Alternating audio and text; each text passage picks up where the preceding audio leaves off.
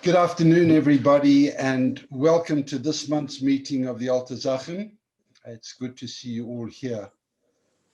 We start this meeting on a very, very sad note with the passing of one of our good friends and co-founder of this group, the Altersachen, Leon Kowalski.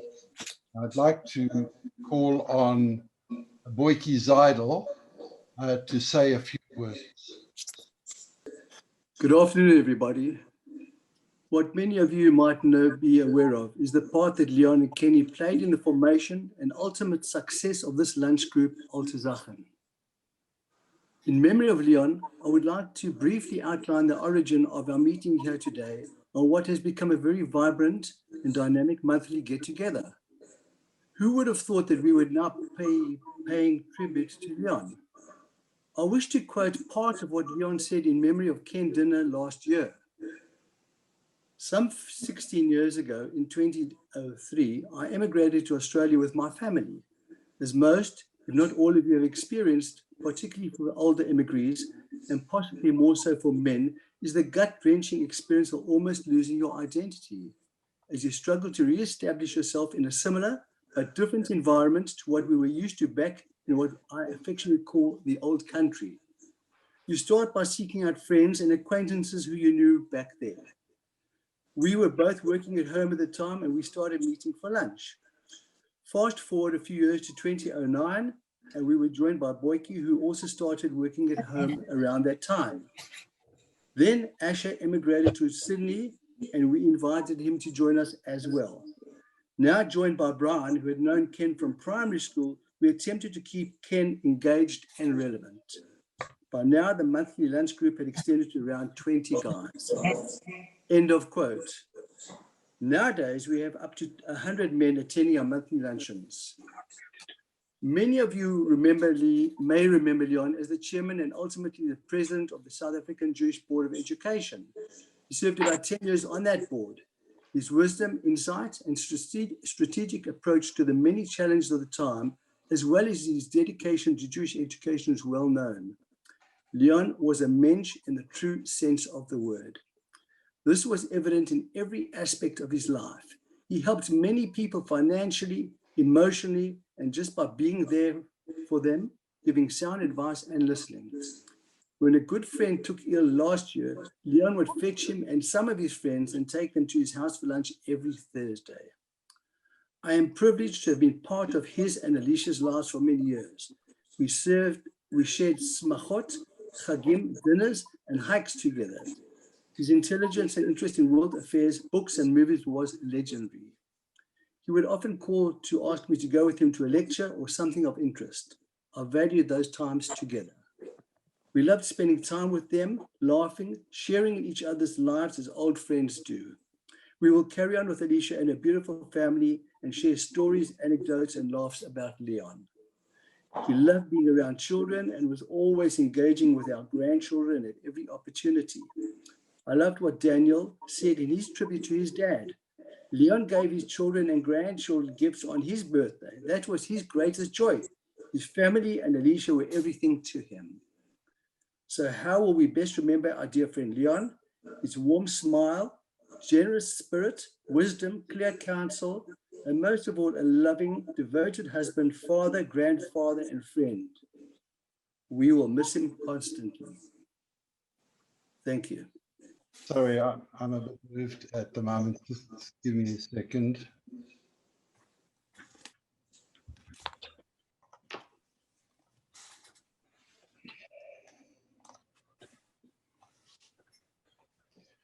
Right, I'd like at this moment to get our meeting going, and as you all know, we have a very special speaker. He's visiting from overseas, and I'd like to call on Michael Fisher to introduce Stephen Koseff. Michael, you're on. Thanks, Brian. Hello, Stephen. It's my pleasure and privilege to welcome you to this Altersachen meeting, our friendship group. You and I go back a long time, and it's, I think, almost over 30 years since we last met. So, welcome. Many, if not most of the attendees on this Zoom meeting will recognize the name Stephen Koseff as synonymous with Investec. No doubt many will have had dealings with the bank over the years. Just for the record, here's a brief history. Investec was founded as a small leasing and finance company in 1974 in Johannesburg by Larry Nestat, Ian Cantor, and the late Errol Grolman. Stephen joined in 1980 and served in various capacities and was CEO from 1996 until 2018. It expanded rapidly through growth and multiple acquisitions. It secured a banking license in 1980 and was first listed on the Johannesburg Stock Exchange in 1986. Investec then entered the UK market in 1992 by acquiring London-based Allied Trust Bank Limited. This was the first of many international acquisitions. In 1997, it established operations in Australia. It then listed on the London Stock Exchange in 2002. This innovative and sometimes brash new entrant often surprised the establishment as it expanded and diversified. Investec employs over 8,000 people worldwide and operates primarily in South Africa, the UK, Australia, and Ireland, with operations in the US, Switzerland, Hong Kong, India, and amongst other jurisdictions. In South Africa, it has been a driving force for Black entrepreneurial empowerment. Stephen is recognized and highly regarded for his vision, leadership, and contribution to Investec's exceptional culture, growth, and innovation. As regards his personal bio, Stephen was awarded an Honorary Doctorate of Commerce degree by the University of the Witwatersrand. He's a former board member of Business Leadership South Africa, former non-executive director and chairman of the South African Banking Association, a former director of the JSE Limited, a former member of the Financial Markets Advisory Board, and former chairman of the Independent Bankers Association. Stephen is, inter alia, now chairman of BidCorp Limited, a non-executive director of Investec, Investec PLC, and Investec Australia Property Fund. We look forward to what you're going to tell us today, Stephen, I believe about the economy and world affairs. So over to you, Stephen. Oh, by the way, before I hand it to you, can I just say to all attendees, please, if you have any questions, Stephen will be happy to answer them at the end of his address. Can I suggest, as the meeting goes and the questions occur to you, enter them into the chat function, and we'll deal with them after Stephen's address. Thanks. Thanks, Mike. As you said, I haven't seen you for 30 years. And I looked at some of the names, and a lot of people, I recognize the names, and haven't seen them for many, many years. So it is a pleasure to be here. I think what I'm going to really talk about, I'm going to start off just talking about South Africa, because obviously most of you, all of you have roots in South Africa. And I can just give you quite a lot of history about how South Africa got to where it got to at this point in time. Many of you left before the end of apartheid, some left during the ANC governance, and at various points in time in the last 25 years, 26 years. So I'm going to start off just, and then I'm going to, at the end of what I talk about South Africa, I'm just going to flip over a little bit to the world, and I'll throw in a bit about Australia at that point in time, although you guys probably know a lot more about Australia than I know. So I think the important thing about South Africa is obviously coming out of apartheid. Where did South Africa stand and what did it look like? Many people felt that South Africa was going to be a basket case, and it was going to go downhill pretty quickly. I think South Africa was quite fortunate that there was Nelson Mandela. I'm going to refer to him as Madiba from here on out. I did know him personally, and the image that we got when we were at school about the individual was totally incorrect. And he was a very personable, very capable individual who had a lot of empathy for people. So he took over as president, as you're all aware, in 1994. Economically, South Africa was left with a very weak balance sheet. And it was broken. That's probably one of the reasons that drove de Klerk and the Nationalist Party to accelerate the end of apartheid, because South Africa in the 80s was just a basket case. and there was just nowhere to go as a consequence of sanctions. You know, growth had been extremely low in the area pre-apartheid, pre the end of apartheid. However, with the end of apartheid, the world was very supportive and wanted to help. And I think that you started seeing the South African stock market and a lot of massive amount of interest from international investors coming into South Africa from about 1992, which did start accelerating post 1994 as there was a clear path going forward. The ANC itself was a very left-leaning government. It was focusing on nationalization, wanted to nationalize the mines, wanted to nationalize the banks, and implement a typical left-wing economic policy agenda. Fortunately, Madiba went to the World Economic Forum, where he gave a speech to world leaders and talked about nationalization of banks, nationalization of mines, and how they were going to run the economy, And a whole host of world leaders came up to him and said, you know, we love what you stood for, we love what you did, we want to see South Africa grow and develop, but if those are your economic policies, you're not going to get any support. I think he took the message actually very well. He came back to his party and he said, we are going to have to shift our ideology if we're going to make any progress in this world. And that's when South Africa started adopting what one would call neoliberal economic policies. I think a guy, Trevor Manuel, was appointed as Minister of Finance in 1996. The first Minister of Finance under the Mandela government was an ex-banker, the ex-CEO of Nedbank, and he handed over to Trevor Manuel. The first speech Trevor Manuel made was, what is this amorphous market? And we saw the rand blow out by about 10% in that second. And then he learned to keep quiet and actually do the right thing. And he actually became an exceptionally capable Minister of Finance that learned very, very quickly. At that point in time, South Africa had basically run out of cash. It had about less than 4 weeks foreign reserves, I think about $3 billion of foreign reserves for import reserves.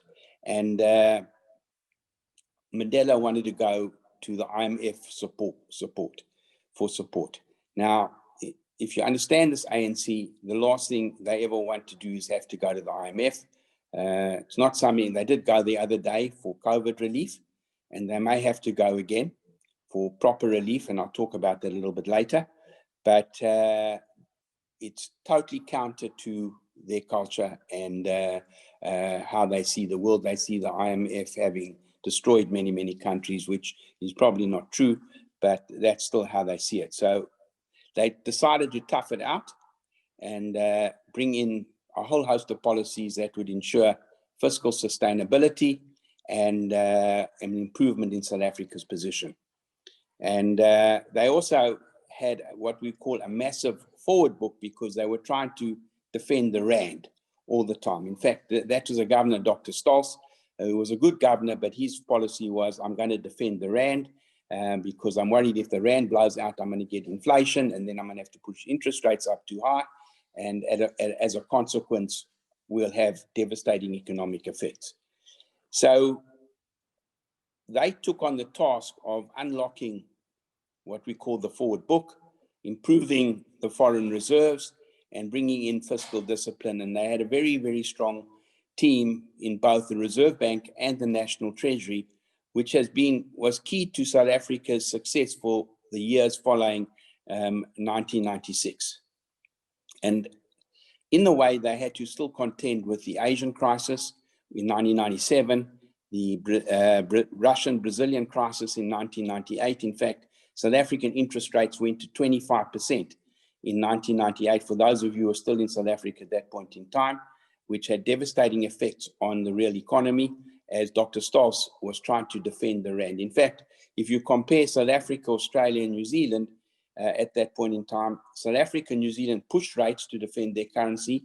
Australia, which they were affected because they were a commodity economy, so were affected by the Russian crisis and the Asian crisis, cut interest rates And Australia, you know, as we know, only first time it's going to go into recession is this actual calendar year that we're in now, after the crisis at the back end of the 80s that most global economies experienced. So South Africa navigated those crises reasonably well, although there was that misstep with pushing rates up very high. The world itself was quite volatile. You had the dot-com bubble, you had September the 11th, you had the Enron WorldCom crisis, and you had the Iraq war. And even through that, it started getting itself into a position where it started growing at about 5% per annum. And it grew from 94 to 2007 between 5 and 6% per annum. It was reducing unemployment quite reasonably, and its fiscal position was getting very sound, to the point that the 2007 calendar year, which was published in 2008, early 2008, South Africa actually had a budget surplus, and its debt to GDP was about 26%. Clearly, in 2007, the ANC election of their leadership, where they threw out Mbeki, was a big turning point. We didn't feel the effects of it until later, and I'll come to that at a point in time. But it really was when Zuma was elected as the leader of the ANC, supported at that point in time by the trade unions. They didn't like Mbeki's neoliberal approach. He was a little bit aloof as a leader, and but he was a very good administrator, and he'd made, you know, that he was weaker because he had this stupid idea that you could cure AIDS with some vegetables or something crazy like that, which really damaged his international profile. But economically, he was a capable guy. So in 2008, obviously, we had the financial crisis. You guys in Australia call it the GFC. And that did have an impact on South Africa, but not as bad as the rest of the world. And it was one of the few countries in the world where there was no need to support its financial system, because the financial system was pretty sound. It had a shake-up in the financial system in the early 2000s, and that was rectified. The banks were well capitalized, and they navigated the financial crisis reasonably well without support. Even here in Australia, your government had to give a blanket guarantee to support its banks. Otherwise, you could have had a run on some of the banks, which would have caused a much greater degree of harm to the economy than you actually saw post the financial crisis. So that was really the Zuma crowd getting into power was the start of the problem. And Zuma only took over as president in 2009. We had the build up to the World Cup, so he sort of like behaved until about October 2010, where he appointed a guy, Malusi Gigaba, as head of state-owned enterprises. There was as a minister of state-owned enterprises, there was a very, honest type individual, Barbara Hogan, who was the previous minister, who was stopping him from doing what he wanted to do, to access the cash flow and the projects and all those developments, basically for all his mates who were what we would call tenderpreneurs. And so he appointed this guy, Gigaba, who then changed all the state-owned enterprise boards, changed the CEOs of all the state-owned enterprises, and the rape and pillaging really started. You couldn't see it. It wasn't that visible at that point in time, but it was the start. And we only really actually started working things out a few years later. And I think one of the big issues was this Gupta family, who were below the radar. They came to South Africa in the early 90s. They tried to make friends with the Mbeki crowd, but they didn't get too far. But then when Zuma came in, they started working their way into government, befriending his son, starting to giving the son a job, and actually getting inside the system from that point of view. I think the family were basically unheard of until 2013, where they invited a whole half of the all the South African CEOs of large corporates to a wedding in Sun City. I even got an invite. I thought, what the hell is this? I tore it up and I threw it in the dustbin. Some people were stupid enough to actually go to the wedding. And I think that cost them a lot after that. Guys, the CEO of KPMG actually lost his job as a consequence of being stupid enough to attend that kind of wedding. They also got special landing rights at Waterkloof Airport, which also caused the whole controversy. But we really didn't understand at that point in time what this was all about and where it was going to lead and what kind of influence these people had on various ministers, director generals, and leadership of state-owned enterprises. So I think that was really the start of the issue. Then you had, I'll tell you a story which came 2015 that I got actually quite closely involved with. And this is where we really started to realize the depth of the problem. The head of our corporate bank came up to me and he said to me, Stephen, apparently Neni is being fired. Now, Neni was the Minister of Finance from 2014.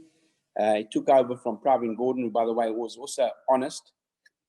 And that's why Zuma moved him away from Minister of Finance, because what he couldn't get access to was the Reserve Bank and the National Treasury. And they held the key to the purse strings of government. He managed to get into all the state-owned enterprises. And what he wanted Neni to do was sign off on the nuclear deal. And then he refused to sign off on the nuclear deal. And South Africa have a public management act called the PFMA, Public Finances Management Act, and you need the Minister of Finance to sign off on allocations. And so he refused to sign off on the nuclear deal, which was with the Russians. It would have been at multiples, some astronomical price relative to the cost of that the country could afford. And then he actually had seen the writing on the wall and had stopped. So I said, it can't be true. The guy's a very good Minister of Finance, and I was quite impressed with him. We used to go to the World Economic, to the IMF meetings, and Investec always hosted a breakfast. And at the breakfast, we always invited the Governor of the Central Bank and the Minister of Finance, because that's where we communicated the South African story to the whole world. And we always got him to speak. And he always stood up and candidly spoke and spoke honestly. And so I always thought he was a very good Minister of Finance. And Zuma obviously thought otherwise. So what happened then was, as a consequence of that,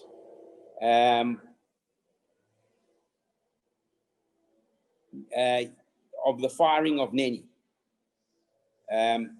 we as the private sector, particularly a group of us from the banks and business leadership, took a stance over a week, and I appointed a guy van Rooyen who was clueless, and he brought along with him people to actually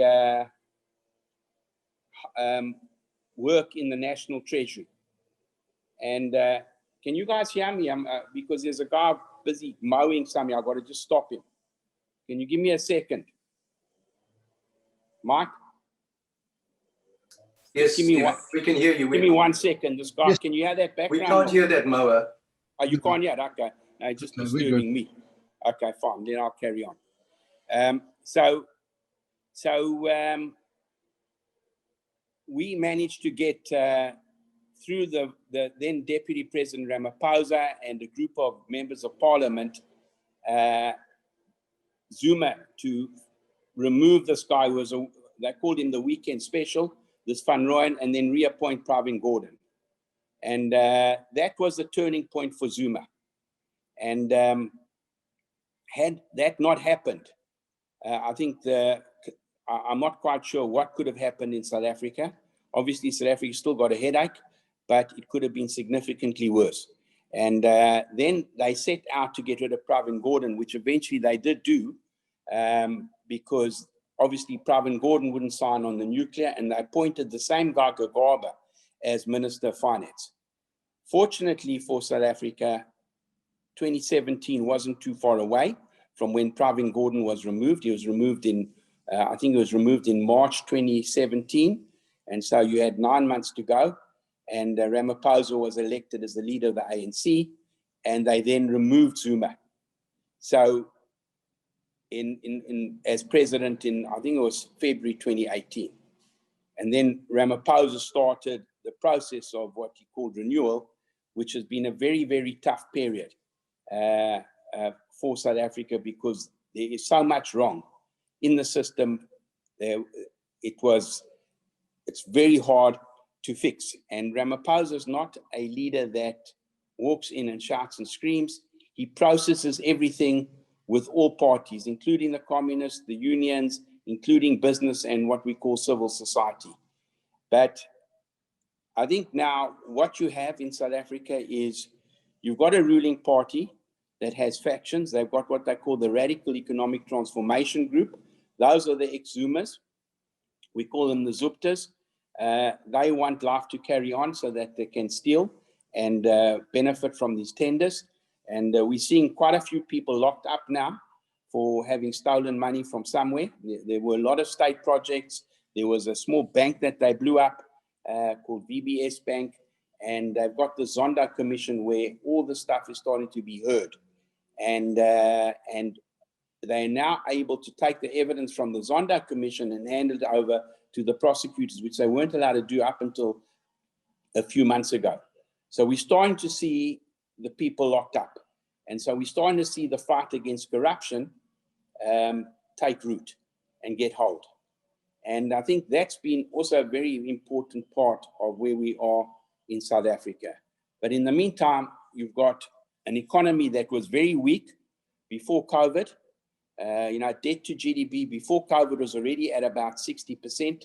It's going to run up to over 80%. That's fine if you're a developed economy where you can borrow at 1%, but when you're a developing economy and you have to borrow at between 10 and 12 in your own currency, it starts crowding out the private sector, starts crowding out government.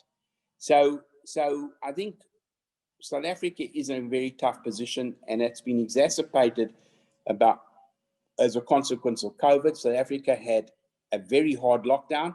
In fact, we had to stay inside for 3 weeks. We weren't even allowed to walk outside. Then they opened it up a little bit. You could walk outside for an hour between 6 and 9 in the morning. You were allowed to go to the shops to buy groceries, but that was it. You couldn't do online. You couldn't do anything. They really went over the top. Restaurants were closed. Takeaways were closed. Even cooked chicken in Woolworths, you weren't allowed to sell. They weren't allowed to sell. And I asked the president one day, I said, your people sound like, they're defining rules like they come from the Soviet Union or were trained in the Soviet Union. He laughed at me. He said, yes, they were, because that's how they think. They think they can prescribe a rule. And you say so, Australia is a rules environment, but it's nothing compared to what we saw when these people really got going. And so, they also banned cigarette sales. They banned liquor sales. And then what happened was you got this whole illicit cigarette market came to the fore. A lot of people say this lady Dlamini Zuma, which is Zuma's ex-wife, is in cahoots with the guys who run the illegal business, it's hard to actually understand how they got to some of the things that they did. So getting the economy growing is exceptionally challenging. And that's really one of the big issues that is facing South Africa as a society is, what you really saw with COVID was the amount of beggars on the streets accelerating. People who worked in the formal sector, and I don't think you realized how big the formal sector was, had zero income. There's a shoe shine guy at Investec. He keeps phoning me. When can he get back to work? Because he's got no income. He's relying on a stipend that Investec still give him because he worked for himself. And, a few of us actually contributing to him every month so that he can, and he wants to come to my house. I said, well, I'm in Australia. It's too far for you. But, you know, you've got those kinds of situations where you really realize the impact on the formal economy, because obviously in Africa you get big formal economies, but also on the real economy. So the president released a reconstruction and recovery plan. It's built around 5 pillars. Again, and this is something you're going to see in the world, massive rollout of infrastructure, opening up the renewables. In fact, South Africa had a very, very good renewable program that Zuma again stopped 4 years ago, so they could have space for nuclear. And I was at the World Economic Forum at a HSBC breakfast where it was unrelated to South Africa. The guy on the panel said the best example of public-private partnerships that he's ever seen was the South African nuclear program, which had international money come in. It was financed domestically in Rand, and it provided quite a lot of megawatts of renewable energy. And that's where, you know, Zuma stopped that. So Ramaphosa just signed a bill that will open that up and get that going again. And I think that South Africa can be coal-free, I don't know within how many years, but it'll probably be 20 years. We've still got coal plants that are going to last probably the next 20 years. And then through employment stimulus, a whole host of government-type jobs, but they're informal, they're not long-term jobs, they're short-term jobs, teachers' assistants and all those kinds of things, cleaning up the streets, you know, typical stuff that you saw with Roosevelt in the New Deal. And then again, a whole industrialization, localization, export promotion, alongside, you know, speeding up reform that is necessary, because these guys are very bureaucratic. They stop things from happening and businesses can't even get going. So the challenge is not what he's got on paper, because they're very good at writing what needs to be done on paper. The challenge is, you know, how you're going to execute this, and whether the country, the state, has a capability on execution. And I think that's really, you know, the biggest challenge for South Africa going forward is, you know, it's not short of plans, it's had multiple plans, but it doesn't have what we would call a capable state. Here in Australia, you have a very capable state. You've got people interchangeable between the public and the private sector, and the public sector, as long as, you know, people sometimes may complain here, but they don't know what they don't know what privilege they actually have with the kind of capable state that you have in Australia, and that things actually work, and they work very well, better than most countries in the world. So this policy has been agreed by all social partners. It's now, you know, has to come into the Minister of Finance medium-term budget, which gives some kind of projection over the next few years, how he's going to find the money to actually deal with some of the COVID relief. They have spent quite a bit of money on COVID relief, similar to other countries, some developed world countries, but they can afford it less. And where that is actually going to, you know, how are we going to balance the books, where are we going to get the cash from as a country without having to go to the IMF, although I'm still, you know, think that at a point in time, and if we cannot demonstrate fiscal sustainability as a country, then we are going to have to go to the IMF, and that will mean they will have to execute a reduction in the size of the civil service, which is really bloated. Civil service got big wage increases over the last 10 years, much more than the private sector. It was like a feeding frenzy. So those are the things that government have to deal with, which are the tougher things, because then the unions come into play. If we take Eskom as an example, Eskom in 2007 had 40 billion of debt and 42,000 megawatts of power, of which about 34,000 megawatts was available to the system. Today, they had 32,000 people, 40 billion of debt. This is how Eskom has been messed up by the Zuma era people. They have 44,000 people or 46,000 people. So almost 50% more, 40% more than they had before. They have debt of 480 billion rand. They have the same capacity, but the availability is not 38,000, it's like 30,000 if you're lucky. So South Africa has these power outages. And then they still have renewables on top of that. So Eskom is really a disaster. It has to be restructured. The president did talk about the final restructuring of Eskom. He had a very good task team, which included guys like Mick Davis and a guy, Professor Anton Eberhardt, who, and one or two other people who understood the energy game exceptionally well. They've taken out this concept of nuclear, and really, hopefully, through this renewables program will actually help fix Eskom's capacity. But they really need to separate the grid. Most countries in the world, the grid is separate from generation, and privatize generation. They hate the word privatization, so we have to be diplomatic. We have to use the word public-private partnerships. Otherwise, these people go, the left of the ANC go mad. So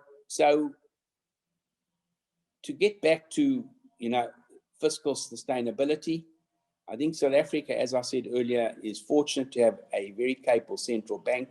The head of the central bank is world-class, a guy, Lesetja Kganyago. His governors are all very, very capable. I've had long-term dealings with these people as a banker, and that is really, they can stand up anywhere in the world. They have a capable national treasury that is disciplined, and that the Zuma era people did not capture it. So they still fight all the time with some of the departments about allocation of money and those kind of things. So the key for the president going forward is getting the right people on the bus. And I'm using Jim Collins's phrase, you've got to have the right people on the bus.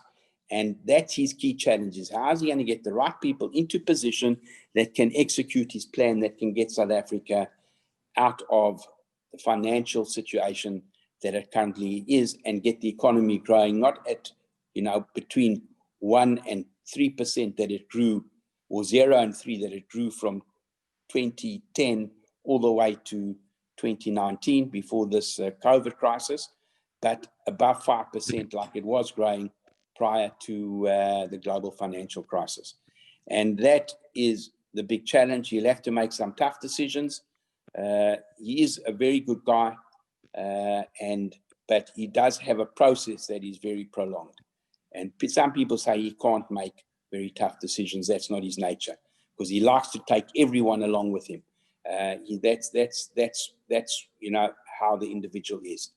So I'm half hopeful, because I'm an optimist by nature. I've seen us come from the depths of despair as a country to a country that's functioning and doing well on the world stage, obviously going backwards again. And now, we just have to get this place moving again in the right direction. There's a lot of support from business. The response to the COVID crisis from business, they set up a fund called the Solidarity Fund. There was a massive amount of contribution. 360,000 private individuals gave money. Corporates gave a whole host of money. I don't exactly know how much they raised. They raised probably five odd billion, maybe a bit less. And they used that for food relief and all sorts of stuff. And you see many NGOs have come to the fore in terms of trying to help uplift people. So I'm reasonably optimistic, but obviously I'm cautiously optimistic, because the state doesn't have the capacity to do what it needs to do. It has to bring in the private sector. I think that if I just move on to the world, we had a forerunner, the GFC, which I think will ultimately help the recovery from this crisis. And I think that what we learned from the GFC was strengthen the financial sector. Banks have to hold probably, 4 to 5 times more capital. I'm talking about global banks. Maybe Australians have banks or 30% more capital than they would have had, because they were always reasonably well capitalized. South African banks also maybe 30, 40% more capital than they would have had to have. But globally, these US, European banks, they hardly had any capital. And they had to really strengthen their balance sheets. I think the other thing that they did was they had a very slow monetary response in the global financial crisis. Some countries responded in time, most countries didn't, and that slowed the recovery. And now central banks were very quick to provide liquidity into the system in this particular crisis, and governments were very quick to provide some form of fiscal stimulus and support structures to support. And you've got it here in Australia with JobKeepers and all sorts of other things that have assisted business in surviving a very difficult period, so that you do not break down what we call the capital formation of the society. So I think a lot was learned, and that's helped. What we have noticed, and any one of you in business has seen, that the minute the lockdown disappeared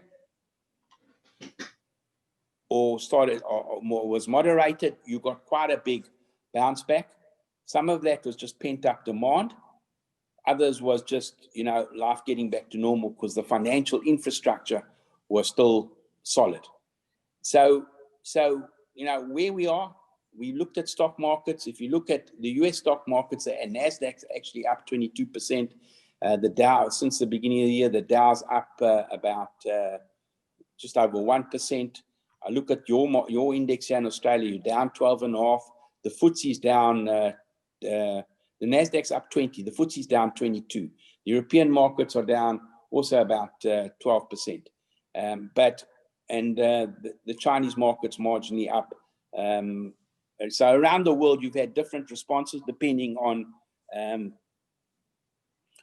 the type of stock market that you have. But clearly, what has happened is what has happened is obviously e-commerce and anything linked to tech has been accelerated, probably brought certain events 5 years earlier. The fact that we're on a Zoom call now, the fact that all payments are going electronic, and you've seen little share companies like Afterpay go to a market cap of $20-something billion. You've seen there are 45 companies that drive the indices in the US, obviously banks and property companies and retailers, certain types of retailers, not online retailers, who are in the leisure and hospitality. Those guys are really taking a smack. But other companies have just gone from strength to strength. And that's the big shift, is that it's just come at us probably 5 years earlier, and we're probably a little bit more unprepared for it. So I was listening to Gita Gopinath, the chief economist of the IMF, the other day, and she was talking about, this year we're going to have a slowdown of 4.5%, negative GDP. Only China will be positive. But next year we have 5.2, so we're back to 2019 by the time we get to 2022, by the end of 2021, global GDP. Australia, I saw that they were talking about minus 1.5% in GDP, but then you got a bounce back of 4%. That would be exceptionally positive. So you recover pretty quickly. Your debt to GDP has gone up a lot because you spent 11% of GDP on stimulus. So you've gone from net debt to GDP, which was 25, 26. It's gone up to 34, 35, and may peak at 40%. That's still nothing compared to other developed economies. We are all sitting at, between 80 and, if you get to countries like Japan, 200% of GDP. And you can borrow at 1%. So it's not a hardship for Australia. So overall, provided the second wave that we're seeing develop in particular in Europe and United States and one or two other countries, doesn't create more full lockdowns, then it looks like the economies can have quite a good recovery next year. But obviously, country balance sheets are going to be a lot weaker.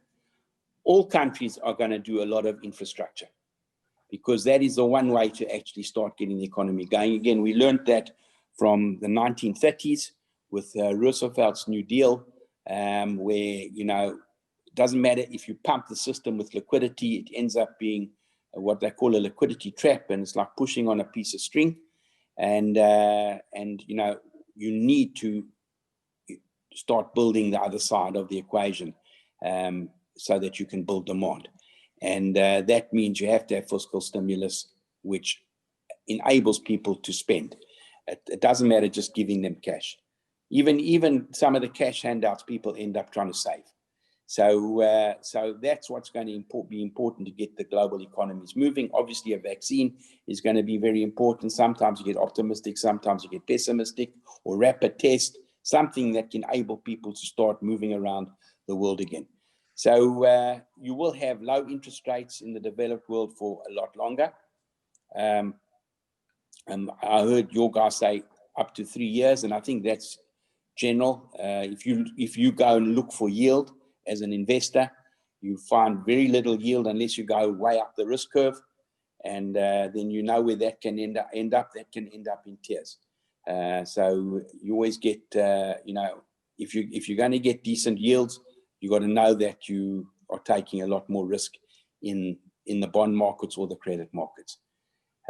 So overall, you know, this 1 in a 100-year event caused a lot of devastation. If we can get away with just a 2-year, you know, freeze in GDP, that we get back to 2019 in 2 years' time, or maybe a bit better in some countries, I think that the world have done exceptionally well in navigating this. But obviously, there's still a lot of issues floating around the world, particularly if you move to relationships between China, even China and Australia, China and the US, and how that flows out. Obviously, we got the Europeans and the Brits boxing about Brexit. That's been going on since 2016, and you know, there are just a lot of issues around the world that can also affect the world economically. And that clearly we got the US election, depending on which that way goes. You know, I know that, you know, some of us would like to see the back end of Trump. Other people think he's good for the economy and good for Israel. But at the end of the day, he's not good for the international world. And we need an international world that talks to each other and actually solves international type problems. So I think for now, what we are fortunate that a financial crisis has been avoided, and that at the end of the day, you can recover a lot quicker because money is still flowing. And that is a credit to the central banks and the way they've conducted themselves this time versus in 2008. 2008, they were miles too slow. Credit to the fiscus in the way they've conducted themselves. Again, 2008, miles too slow. So overall, I think, you know, hopefully we're on the way through this. I mean, the world will come back. We've seen these crises before, and hopefully for my home country and your ex-home country, we've got to hope that the president actually is prepared to take some of the tough decisions that need to be taken to execute on his plan. There's nothing wrong with his plan. It's the ability to execute is the key issue. Right. So that gives you an overview. I'm ready for questions. All right, Stephen, there were a few questions have come through. Sorry, Mike. One of the more recent questions, yes. Can I just say, Mike, we only have a few minutes here because we had a cutoff in an hour. Oh. 10, yeah. Okay, sorry. All right. No, it's okay. Great, Steve. So one of the questions here, which can encompass quite a few, it's saying, this is from Peter Kalish, with the economic crisis, corruption, high unemployment and crime, and with the president unable to make major decisions, what's your advice to young people living in South Africa?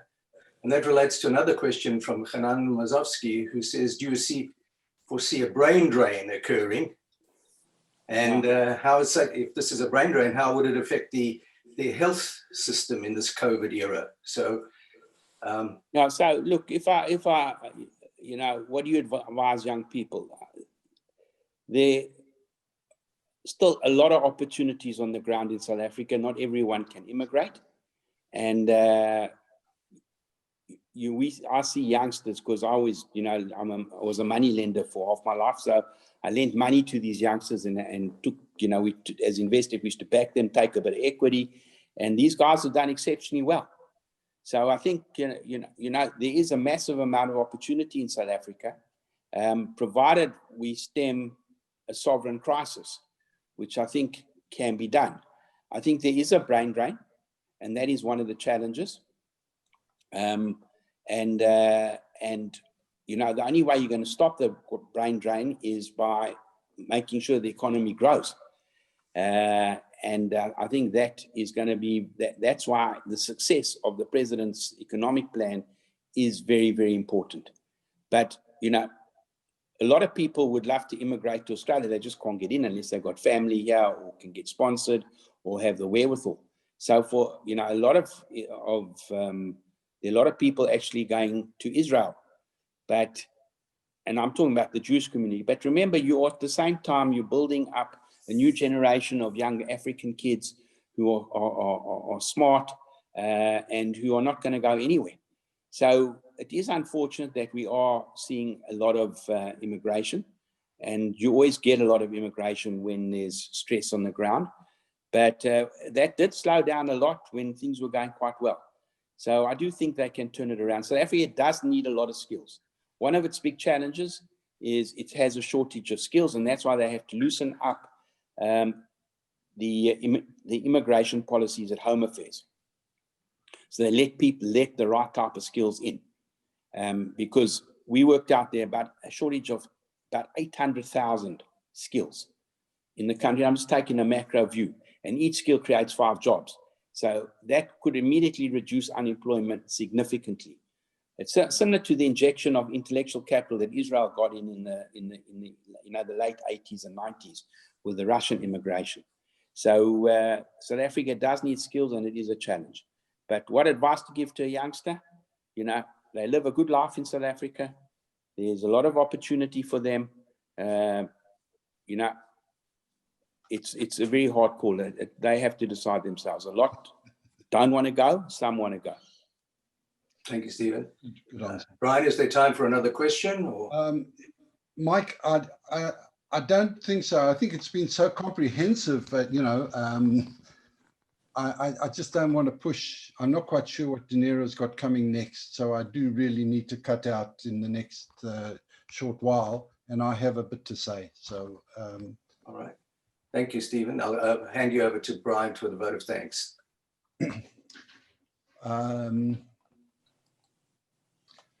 Stephen, thanks for that talk. I must say that, I've been here for quite a few years, and yes, we get a picture, but we don't get the whole picture. And I think you took us really deeper than I'd ever been into understanding what really happened, especially in those terrible years of the corruption.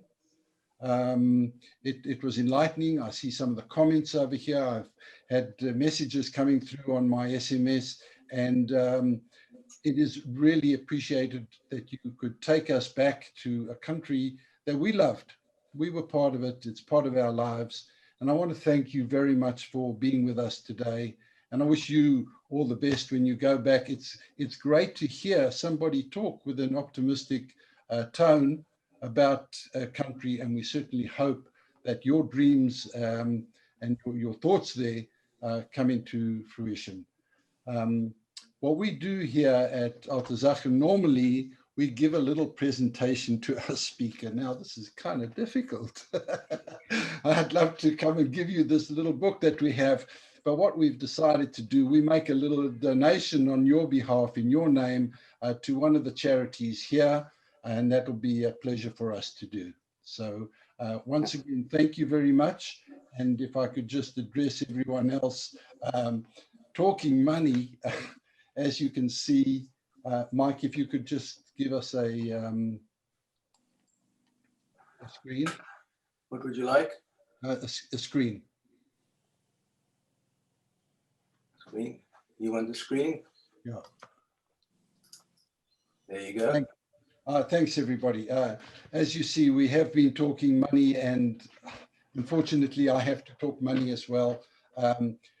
we were able recently to reintroduce our Sadaka box, which same with Stephen's books. It's very hard for us to come over and say we're shaking the Sadaka box. So what we have set up on our website, you can see our website on your screen. It's altersachen.com. Very easy to remember. If you visit that, we're not asking for big donations or anything. Every single cent will go to Jewish Care and to charities that they're supporting. We want to thank all the people that have supported us in the past, and just let you know that if you do need a tax certificate, it is available. If you go to the site and you wish to have a tax certificate, you can fill out a little form with your email and we will post one to you. So once again, I'd like to thank you, and again, just wish the Kowalski family a long life, and hope to see you all again in a month's time. Thank you for coming. Thanks again. Thank you. Thank you. Thanks, Stephen, again.